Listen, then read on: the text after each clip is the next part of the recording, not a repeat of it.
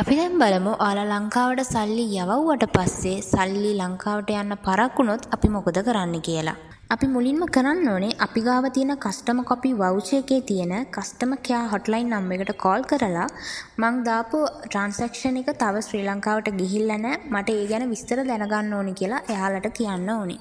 එතකොට ඒ customer care එකේ ඉන්න ස්ටාෆ් ඔයාලගෙන් අහයි ඔයාලගේ වවුචර් එකේ තියෙන TT නම්බර් එක එහෙමත් නැත්නම් රිෆරන්ස් නම්බර් එක ඔයාලගෙන් අහයි. ඉතින් ඔයාලා මේ නම්බර්ස් ටික ඔයාලගේ අතේ තියෙන ওই වවුචර් එකෙන් බලලා ඒ කස්ටමර් කෙයා ස්ටාෆ්ට කිව්වනම් එයාලා ඊට පස්සේ ඒක ට්‍රැක් කරලා ඔයාලගේ ට්‍රාන්ස්ෆර් එක කොයි තත්ත්වෙද තියෙන්නේ කියලා ඔයාලව දැනුවත් කරයි.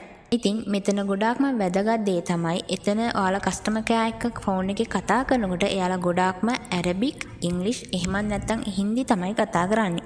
ඉතින් මේ දේවල් ගැන ඔයාලා පොඩ්ඩක් දැනුවත්ව ඉන්න එක හොඳයි. ගොඩාක්ම වැදගත්ම දේ තමයි ඔයාලා ලංකාවට සල්ලි දැම්මන් පස්සේ ඔයාලට හම්බ වෙන කස්ටමර් කොපි වවුචර් එක ඔයාලා අනිවාර්යයෙන්ම පරිස්සමින් තියාගන්න ඕනේ ලංකාවෙන් ඒ අදාළ කෙනා සල්ලි ගන්නකම්.